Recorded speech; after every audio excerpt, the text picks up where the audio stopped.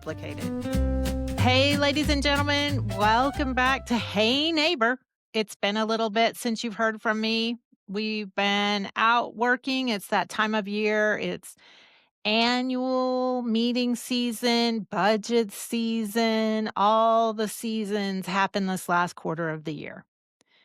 I am your only guest you're going to see today because I was at a conference in mid-November, and there were some interesting people doing a panel discussion. And one of the questions that was asked was, how do we change the perception of HOAs? And what that means is HOAs get a bad rap.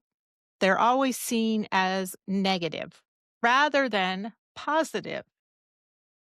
So I'm coming to you to say, what does it take for the world in the HOA industry and people who live in HOAs to finally figure out that there is good things happening in your community with your neighbors? And remember, your board members are your neighbors. So how do we turn the negative into the good and we stay focused there? You know, when I am in board meetings, I try to work with our boards to focus on the 98% of the good that is happening in their community. You've heard me say before that it's the 10% that create the change. It's the 10% that respond to surveys. It's the 10% that are out there complaining and saying that things are terrible. But when you sit down and look at it statistically, there are a lot of good things happening in communities, and I'm frustrated by it. Hopefully, you have seen this. You've been in your community and you're like, oh my gosh, our neighbors are great. We're doing community events. We're doing fun things. Our board really listens to our community and moves us forward and takes us into another level, and they're proactive. They're funding our reserve. They're paying attention to our dues. I mean, there's just so much positive that really happens. So, I'm going to talk about myth number one. HOAs are all about strict rules. I don't think HOAs are really about strict rules. HOAs are about the governing documents. The governing documents that were created to keep your community healthy and your real estate value in a manner that it should be so that you aren't losing money. Of course, keep in mind, some of that is market driven, what's happening in the world, what's happening in your local economy, etc. But as far as your governing documents, it's there to protect your values. It's there to maintain safety and keep everyone's experience consistent and fair. You know, recently you heard David Graff was on, and he talked about one of the great things would be to have boards focus on their top 10 rules that they really want to pay attention to for the community. When boards are going through this, I think it's a stellar idea. And one of those I've been raising, and I've raised it with my staff, is let's talk about holiday decorations. How many of you wanted to put your holiday decorations up? Speaking of the Christmas holiday, Halloween decorations, something like that. How many of you wanted to put them up 45 days in advance? I, who lives in an HOA, wanted to put my decorations up early because I was in the spirit. So I was talking to my team and I said, what if we flipped this and said, why is it bad to put them up early? It's not bad to put them up early. The issue comes with taking them down. Take your decorations down when you're done at the end of the season. Don't let them linger. I know it's cold and it gets icy. We understand that. Call us. Call your management company. Call your manager and say, hey, I'm north facing. My snowman is iced in. It's not coming out for a little while, but I commit to you, I will have it done by X. That's positive. I will tell you in most cases, that manager will say, "Okay, thanks for calling us and letting us know. We'll put that note on your file." When you do that, this is where it gets positive rather than negative, because what happens is we create a story. I don't know if you've ever heard of Brené Brown and the Dare to Lead, the story that we tell ourselves. So we all create a story that we're telling ourselves about the HOA, but how many of us have really taken the time to investigate it? So decorations are one of the things, particularly around this time of year, where we get the biggest complaints about, oh my gosh, they put their decorations up so early, etc. Is it really worth getting so angry and upset about? I challenge you to rethink it. I really do. Challenge your board to rethink it. As long as you're not damaging common area, which you shouldn't be putting your decorations in the common area or anything, and you take them down timely, I think that's a good way to look at it. And again, if a community loosened its standards a little bit and the property values drop and homeowners came together to reinstate guidelines and saw improvement, people buy into the community when they see a little bit. It's still structured, but it is not in a black and white. They actually see what's happening in the world and for you in your community, and they created something that works for your community. It might not work for the community next door, but it works for your community because your board members live with you. They are a part of you. So I challenge you. Is it really worth having that guideline so tight, so black and white? And it's incredibly rigid and you can't go any other direction. Is it worth it? I would ask you, reconsider. Think of the good that could come from just being a little bit more human. That is a way that we create a positive HOA experience. Are you tired of me yet? All right. The next myth I hear is the HOA board is power hungry or out of touch. I rarely hear the out of touch. I do hear the power hungry. Every year about this time, new board members get on, and they usually get on because they have one issue that's in their craw. But I assure you, in most cases, by the end of 90 days, they're like, oh my gosh, I get it. I understand why we're doing what we're doing. Knowledge is incredibly powerful. And I encourage you, before you start judging and creating, again, the negative storyline, try to really understand it. I had an annual meeting last night and I had a homeowner. The board was increasing their dues $30. And I had a homeowner who cited Kiowa to me, and she wanted me to provide all these records before the board meeting. And I provided the records. She was questioning a couple of the line items in the budget. I knew what she was questioning and I understood, and it was because she didn't have the full story. The issue was their administrative expenses had gone up considerably. Well, it was because they had to pay taxes because they have a healthy reserve. They had a construction defect and their settlement was huge and they're earning great interest on it. And so they had to pay taxes. And that's why their administrative balance was high for 2025.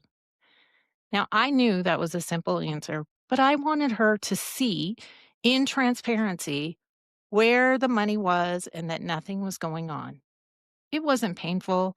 I didn't take it as negative. I didn't take it as something terrible was going down and it was going to be a terrible meeting or anything like that. It was that it was a lack of understanding and she needed education. That meeting was amazing. That homeowner was fabulous. Again, it's perspective. The story you're telling yourself. Let's change our story and make it more positive. The board wasn't power hungry. They were actually doing things the way that they should. And it's such a simple solution. And sometimes It's just needing to see that. I talk about gray all the time, but numbers are very black and white. So showing that homeowner the GL so they could see what was really happening was huge. All right. My dues are too high. Where does all my money go? So this is probably one of the most common questions we get is my neighbor doesn't have to pay that much and they have the same community as I do. When in fact, they don't have the same community as you do. Truth of the matter is they don't have the same board members. They haven't had the same board members since inception of the community. They have not reserved the same way. They've not maintained the property the same way. They've not increased dues the same way. All of these things play a role in the amount of dues that you pay. So, and I encourage you to rethink this perception as well. A lot of times when reserve studies are done, the boards want us to go find apples to apples communities, meaning the exact same community down the road. They want us to find out how much they're paying versus how much is this community paying, et cetera. You can't do it because the communities are not the same. Different boards have different ideas of how to approach their community. And with that being said, it makes it very hard to do a comparison. So, the best thing to do is to know that the board of today is making the best decisions it can with what they have in front of them for the board that is going to come into their place in 7 to 10 years. That is where they're going to feel the decisions that the board today made. It's not a bad story, it's a fact. Remember these simple things that I just want you to understand. There's a lot happening in the world, and I'm not envious of boards having to make decisions in today's climate, particularly around money, etc. But they're doing the best they can with the information they have. And every board member comes from a different place in the world. They may be a CPA, maybe they're an attorney, maybe they're a stay at home mom, which heaven forbid we should be eternally grateful for them. But they all bring something to the table that helps that community grow and thrive. So the good thing about it is we already know your partnership with your management company is helping them make the best decisions possible. And that's how they succeed. But asking them to compare what's happening down the street, I want you to take a good, long, hard look at that because it doesn't work in most situations. Not the same people. Every community, I don't know if you've ever driven through, communities have their own personality and they seem to attract the same personality. I don't know if you've noticed it. I encourage you to go look at it and see if you observe that. But the community you lived in usually has like minded people in it. It's really fun to watch and see how they thrive when you've been in the industry as long as I have to see how that evolves and makes a community. It's so cool to watch. I encourage you. Look at that next time you're out. But the comparisons for dues and stuff can't be there. They're just not. Sorry. I wish I had better news around that. But the positivity of it is the board's doing the best they can. It's not a power trip. Remember, each board member has one vote. One vote. Takes a majority to make that decision. I had a board sitting in my office yesterday. They wanted to decide something about how they were going to handle the budget for next year and get a loan. 2 board members were absolutely against it, and they were digging their heels in. And I said, well, if you took the vote today, because 3 others were in favor of it, it passes and it gets presented to the homeowners. They stopped. They came back up with some other solutions and continued to work on it. That is a good board doing what they should. The HOA is always telling people what they can and can't do. When you purchased your home, And we have a class that we're getting ready to roll out in the new year to help better educate homeowners who are buying for the first time in an HOA. At closing, actually before closing, you are given the documents of the association. And while I would love to tell you that you need to read all of them, and you probably should do it before you kind of move in, I know the excitement of getting a new home makes you want to put it on the back burner and you're more excited about your home until an emergency happens. Then you need the association and you're like, oh crap. If this conversation of, hey neighbor, is making you wish you had a better HOA community, check out my company, 5 Keys, an HOA community management company dedicated to unlocking the full potential of every HOA community we manage. Find out more about our 5 Keys to Community Success at 5keyscm.com. Now, back to the show. More excited about your home until an emergency happens. Then you need the association and you're like, oh crap. Now I need to see what's going on. But what happens is the homeowner will call and then we end up telling them, I'm sorry, that's your responsibility. And then you get upset. And that's not what we want to have happen. We want you to be an informed homeowner, which is why we're creating a class for new homeowners. We want you to take that couple of hours before you move in and understand what you're moving into. Understand who has responsibility for what. Understand who and what you need to be insuring and who has that insurance. Understand who you contact. Understand that you are moving into a community that is going to help protect the value of that investment you are making when you sign those papers in a couple of weeks. That can be the best thing that you do for yourself as you purchase your new home. I know, I get it. Again, live in an HOA, did the same thing. I'm the one who got the violation for my holiday decorations. It's probably why I'm hot on it and started with it. But then I went and read it and all of the things, and I was like, I should have paid attention ahead of time. I wanted my pool key. I didn't get it because I needed to fill out some papers and stuff. It's the simple things that make our life better and easier. But I also want you to know that a lot of times an HOA cannot change the ownership until they get the title work from the title company. So when you call, you might be a little bit concerned because the management company can't tell you something about the home you just purchased because they're waiting for your title work to come in. Now, they'll help you the best they can, but until they get your title work, they don't have your contact information. There are forms that are provided at closing because management companies are getting smart trying to get the information sooner to keep you informed faster. Take the time to fill out those forms. It will make your transition into your new home that much better. But again, knowing what you're moving into, knowing your responsibilities helps keep a positive impact, keeps the good out there, not the negative out there. Um, think about this, and I've talked about this. Neighbor to neighbor disputes. You're mad. I can talk about this. My neighbor loves to light their backyard. My husband loves to stargaze. Guess what he's frustrated with? How bright the lights are from the neighbor's yard. The neighbor's not doing anything wrong, but he has gone over 3 times and asked for the neighbor to please turn all of their beautiful lights off at night when they go to bed. It has not been a successful relationship.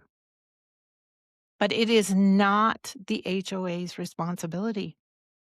The HOA is not involved in a neighbor to neighbor dispute. Now, if there's a health and safety issue, different story, things we should know.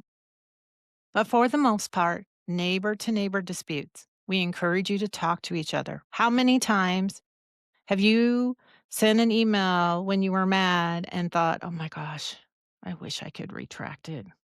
I wish so bad I could take that back. And you can't. Keyboard bullying is one of the worst things that we do. However, going and knocking on that door, introducing yourself, take a beverage, take a treat, make it a fun experience. Take the negativity out of it and stop telling yourself the story that this is going to be a bad experience and not end well. Go in with a positive intent. That's how we start to change the ambiance of HOAs. They are good. They're doing the right things. Yes, you have to pay money into them, but you love your home. You like driving home to see a nice neighborhood. I know you do. I too. I want the best for you. Talk to your neighbor. Maybe your neighbor is going through something really hard and they don't know how to ask for help, and your knock on the door can help them. Wouldn't it be great if it was something like that? Everybody loves to be a helper. Be a helper, and it'll probably solve your problem too. HOAs make everything harder. They don't, and they're not the enemy. HOAs really want to work in the community spirit, from landscaping, snow removal, maintenance, to handling complaints, community events. It all happens with a board decision. It happens with committee volunteers.